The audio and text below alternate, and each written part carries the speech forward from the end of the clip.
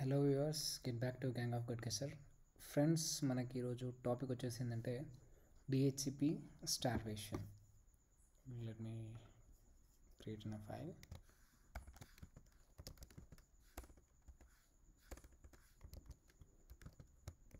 nano d7.txt.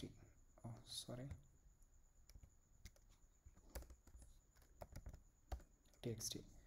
ఇక్కడ మనకు వచ్చేసి ఈరోజు టాపిక్ వచ్చేసి ఏంటంటే డిహెచ్సిపి స్టార్వేషన్. ఇక్కడ డిహెచ్సిపి అంటే dynamic host configuration protocol.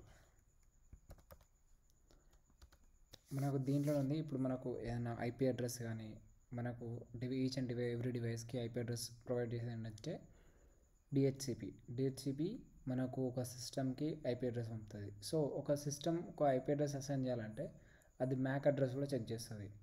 So ఈ మ్యాక్ అడ్రస్ ఇవన్నీ ఒకవేళ మనకు ఐపీ అడ్రస్లో ఫర్ ఎగ్జాంపుల్ 192.168.0.1 అనుకుందాం.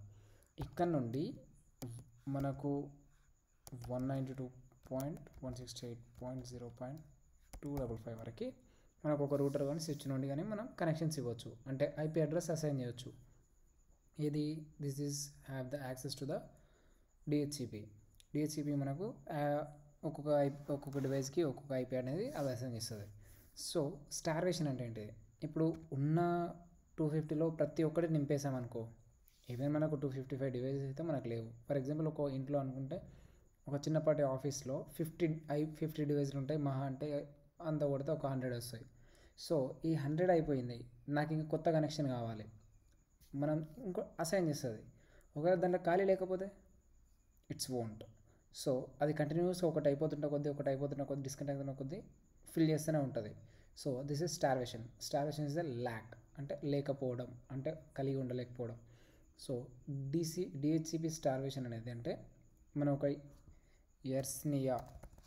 ఎర్స్నియా అనే ఒక టూల్ తోటి మనం డిహెచ్సిపి అటాక్ పర్ఫామ్ చేస్తాం. సో ఇప్పుడు మనం ప్రాక్టికల్గా చూస్తే ఉన్న ప్రతి ఒక్క ఐపీ అడ్రస్ దేనికో ఒక సిస్టమ్కి ఇచ్చినట్టు fake IP address, MAC address మనం సెండ్ చేస్తాం దానికి. సో ఉన్నదాన్ని దానికి చేశాక మనకు అక్కడ ఇంకా కొత్త కనెక్షన్ ఇవ్వడానికి అక్కడ ఛాన్స్ లేదు కదా. సో ఇప్పుడు నిజమైన యూజర్ కూడా దానికి కనెక్ట్ అవ్వాలనుకున్నప్పుడు కాలేడు, attacker when DHCP starvation perform చేసినప్పుడు. సో ఇది ఎలా చేస్తారు ఏంటి అనేసి ఒకసారి చూద్దాం మనం. సో ఫస్ట్ మనకు ఎర్స్నియా అనే టూల్ అనేది మనకు కావాలి. సో యాక్చువల్గా ఇది ఏంటంటే గిటబ్లో ఆల్రెడీ ఉంటుంది, జస్ట్ మనం ఇచ్చి డౌన్లోడ్ చేసుకుంటే సరిపోతుంది. దానికి ఎర్స్నియా అని కొట్టినా మనకు వచ్చేస్తుంది. ఇట్లా కొట్టేసినా మనకు ఒకవేళ డౌన్లోడ్ కావాలంటే అది వస్తుంది, లేకపోతే దీనికి ఇట్లా ఇచ్చేసి వై అని అండి ఆటోమేటిక్గా ఇన్స్టాల్ అయిపోతుంది. సో నేనైతే ఆల్రెడీ ఇన్స్టాల్ చేశాను, బికాజ్ ఎందుకంటే నా ప్రాక్టికల్స్లో నేను చేసిన కాబట్టి నేను ఆల్రెడీ ఇన్స్టాలేషన్ అయిపోయింది. సో దీన్ని ఇప్పుడు ఎలా యూజ్ చేయాలి ఏంటి అనేసి మనం చూద్దాం. ఎర్స్నియా ఫస్ట్ నేను చెప్పాను, ఏ టూల్కైనా హెల్ప్ ఆర్ హెల్ప్ కొడితే మనకు దీన్ని ఎలా యూజ్ చేసుకోవాలని మనకు చెప్తాను అనమాట. ఇప్పుడు మనకు దీనిలో ప్రోగ్రామ్ వర్షన్ కానీ అండ్ హెల్ప్ స్క్రీన్ కానీ జియోగ్రఫికల్, అంటే అందులోకి వెళ్తే మనకు హెల్ప్ స్క్రీన్ కానీ అండ్ జీటీకే మోడ్ అని ఇంటరాక్టివ్ మోడ్ అనేది, daemon mode, debug mode, log files, config files, ఇవన్నీ మనం చూసుకోవచ్చు. సో మనకి ఏదైనా టూల్ రన్ చేయాలన్నప్పుడు దానికి మనకు మినిమం మాన్యువల్ కావాలి. సో దానికి మనకు -h కొట్టేస్తే మనకు దానికి సంబంధించిన ఎడిషన్ వస్తాయి. ఇప్పుడు మనం టూల్ని రన్ చేయాలంటే ఇవ్వాలి ఇంటర్ఫేస్. ఓకే, ఎంటర్ ఇస్తే sorry just give me a minute. I need this to divide 25 columns to proper display.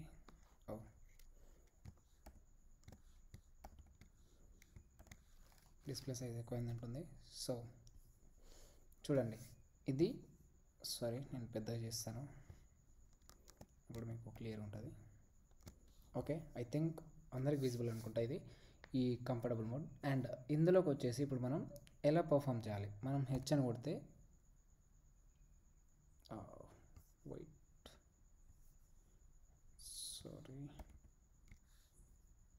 Wait చేయండి, మళ్ళీ రూటర్ నుండి ఓపెన్ చేస్తాం డైరెక్ట్ డిహెచ్సిపి. ఇప్పుడు మనం ఇందులో రన్ చేద్దాం. సారీ